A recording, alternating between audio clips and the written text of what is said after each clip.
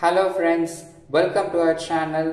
இப்போ நம்ம பார்க்க போற கான்செப்ட் பாருங்க, factors affecting teaching related to எந்த மாதிரியான ஃபேக்டர்ஸ் டீச்சிங்கை அஃபெக்ட் பண்ணும், எந்த மாதிரியான ஃபேக்டர்ஸ் டீச்சிங்கை இன்னும் நல்லா கொண்டு போகும் அப்படிங்கிறத இப்போ நம்ம டிஸ்கஸ் பண்ண போகிறோம்.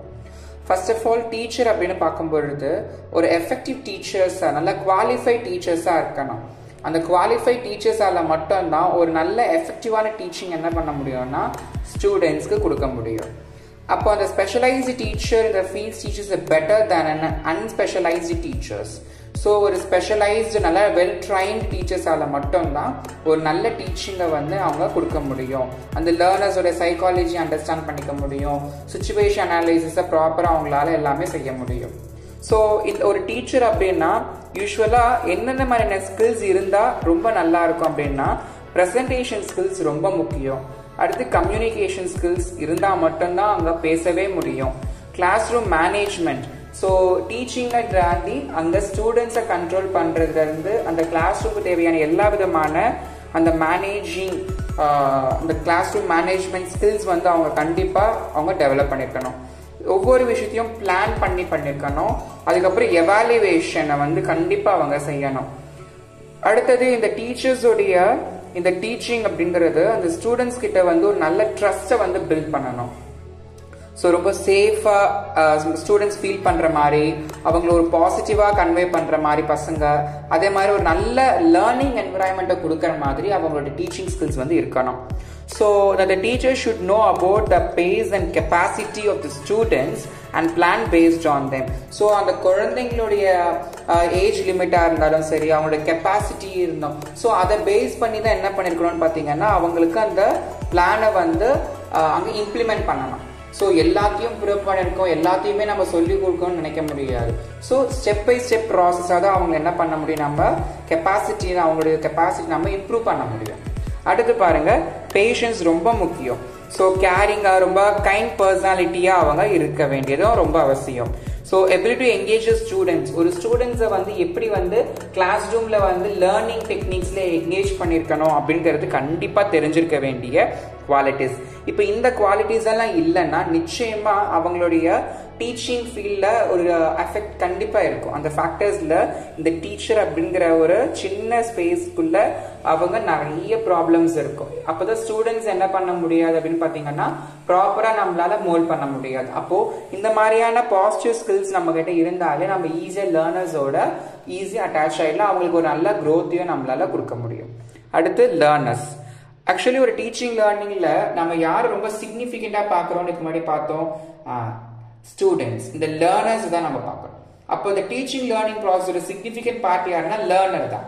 அப்போ ஒரு நல்ல ஆப்டிடியூடு, நல்ல ஆட்டிடியூட்ஸ் வந்து அவங்க க்ரோ பண்ணிக்கணும், பர்சனாலிட்டி டெவலப்மெண்ட் இருக்கணும், ப்ரையர் நாலேஜ் வந்து அவங்க டெவலப் பண்ணிருக்கணும், ஏஜ் வந்து அவங்களுடைய ப்ராப்பர் ஏஜ் கரெக்டாக அந்த ஸ்கூலிங் ஏஜ் ப்ராப்பராக இருக்கணும்.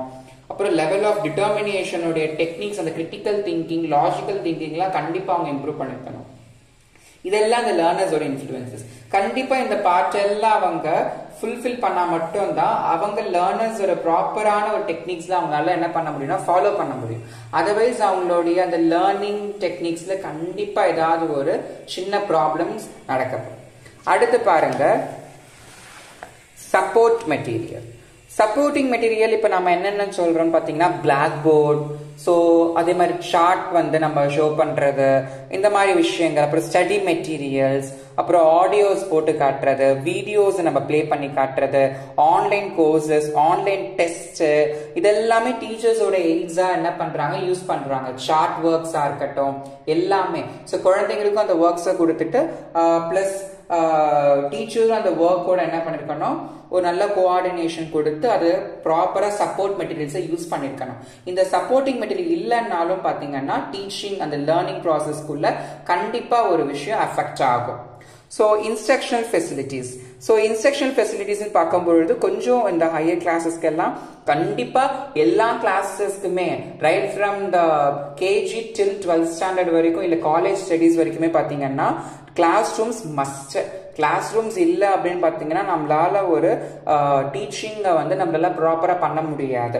அதர்வைஸ் அவங்க டிஸ்ட்ராக்ட் ஆவாங்க, அந்த மாதிரி விஷயங்கள் நடக்கும். ஒரு ப்ராப்பர் கிளாஸ் ரூம்ஸ் இருக்கணும். So based upon the courses நம்ம லேப் கண்டிப்பா இருக்கணும். எல்லாத்துக்குமே லேப் நம்ம கண்டிப்பா ப்ராப்பர் மெட்டீரியல்ஸோட ப்ரொவைட் பண்ணிருக்கணும்.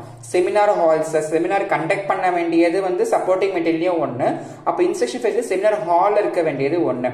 அப்புறம் projector, smart board, white boards, so இந்த மாதிரி எல்லாமே வந்து பார்த்தீங்கன்னா இன்ஸ்ட்ரக்ஷன் ஃபெசிலிட்டிஸ் இருக்கும். இதுல ஏதாவது ஒன்று இல்லை சில விஷயங்கள் இல்லைன்னா கண்டிப்பா லேர்னிங் அண்ட் டீச்சிங் ப்ராசஸ்ல ஏதாவது ஒரு குறை கண்டிப்பா இருக்கும். லேர்னிங் என்விரான்மெண்ட் ரொம்ப ரொம்ப முக்கியம். அதுதான் அந்த கிளாஸ் ரூமோட இது கன்வே ஆகும்.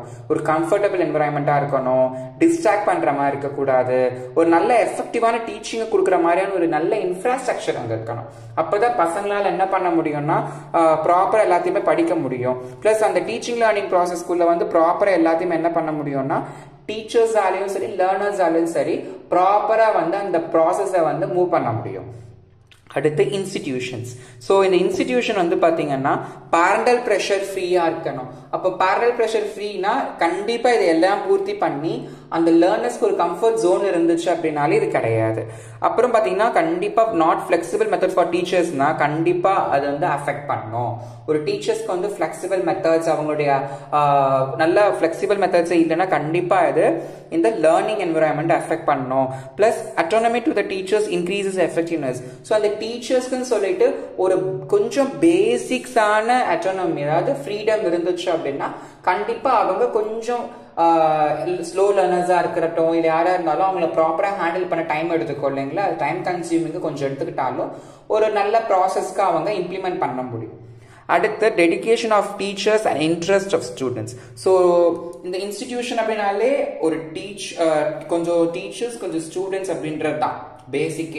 அப்போ அந்த டீச்சர்ஸோட டெடிகேஷன் ரொம்ப முக்கியம். அந்த டெடிகேஷனுக்கு ஈக்குவலா அந்த ஸ்டூடெண்ட்ஸோட இன்ட்ரெஸ்டும் ரொம்ப ரொம்ப முக்கியமா பார்க்கணும். அடுத்து பாருங்க இண்டிவிஜுவல் டிஃபரன்சஸ். இந்த இண்டிவிஜுவல் டிஃபரன்சஸ் வந்து பாத்தீங்கன்னா இந்த கான்செப்ட் வந்து தனி கான்செப்ட் தான். பட் இந்த இண்டிவிஜுவல் கான்செப்ட் நம்ம ஏன் படிக்கணும் பாத்தீங்கன்னா எல்லா குழந்தைங்களும் ஒரே மாதிரி இருக்க மாட்டாங்க. அவங்களோட பேக்ரவுண்ட் வேற மாதிரி இருக்கும், இல்ல அவங்களுக்குள்ள ஏஜ் டிஃபரன்சஸ் இருக்கும், அவங்களுக்குள்ள சில ஹெல்த் இஷ்யூஸ் இருக்கும். அப்போ இந்த மாதிரியான விஷயங்களை வந்து பாத்தீங்கன்னா நம்ம பார்த்து ஹேண்டில் பண்ண வேண்டியது இருக்கும். ஃபர்ஸ்டே பாத்தீங்கன்னா இன்டெலிஜென்ஸ். ஸோ குழந்தைங்களால் ரிமெம்பர் பண்ண முடியாது சில குழந்தைங்களால, சில குழந்தைங்க ரொம்ப ஃபாஸ்டா பண்ணுவாங்க. அப்ப ரீகால் பண்ணணும். ரீஇன்ஃபோர்சிங் அப்படின்னா பாசிட்டிவ் ரீஇன்ஃபோர்ஸ்மெண்ட்டும் இருக்கு, நெகட்டிவ் ரீஇன்ஃபோர்ஸும் இருக்கு. அப்ப பாசிட்டிவ்னா பாராட்டுறது, ரிவார்ட்ஸ் எல்லாம் கொடுக்குறது, நெகட்டிவ்னா திட்டுறது. ஸோ அப்ப இந்த மாதிரி ரீஃபோர்ஸ் ஸ்கூல்ல பாத்தீங்கன்னா ஒரே மாதிரி இருக்க மாட்டாங்க இன்டெலிஜென்ஸ் லெவல்ல. சோ இதெல்லாம் நம்ம என்ன பண்ணணும், கவனத்துக்குள்ள ஆக்கிக்கணும். So different levels in different category. அப்போ ஒவ்வொரு கேட்டகரிஸ் பசங்களுக்கும் டிஃப்ரெண்ட் கேட்டகரிஸ் பசங்க டிஃப்ரெண்ட் லெவல்ல இருப்பாங்க. சோ அந்த பாயிண்ட் ரொம்ப ரொம்ப முக்கியம். சோ ஆப்டிடியூட், கிரிட்டிக்கல் திங்கிங்கை நம்ம டெவலப் பண்ணணும். பெட்டர் பெர்ஃபார்மன்ஸஸ் வந்து பாத்தீங்கன்னா நம்ம டெவலப் பண்ணணும். ஆனா எல்லா குழந்தைங்களும் ஒரே நேரத்துல பண்ண முடியாது. ஏன்னா slow learners definitely they will take time. அப்போ அதுக்கேற்ற மாதிரி நம்ம ட்ரைன் கொடுக்கணும். அடுத்து ஆட்டிடியூட் கண்டிப்பா ஒரே மாதிரி இருக்காது. சில குழந்தைங்க ரொம்ப கோபப்படுவாங்க, சில குழந்தைங்க ரொம்ப உணர்ச்சி வசப்படுவாங்க, சிலர் ரொம்ப சில்லா இருப்பாங்க. ஸோ அந்த மாதிரியான ஸ்டூடெண்ட்ஸை நம்ம பார்த்து ஆட்டிடியூட் ஃபுல்லா நம்ம டேக் கேர் பண்ணிக்கணும். ஸோ இதுல ஆட்டிடியூட் அப்படின்னு போகும்போது நம்ம எமோஷன் சொல்றோம் இல்லைங்களா, அதுதான்.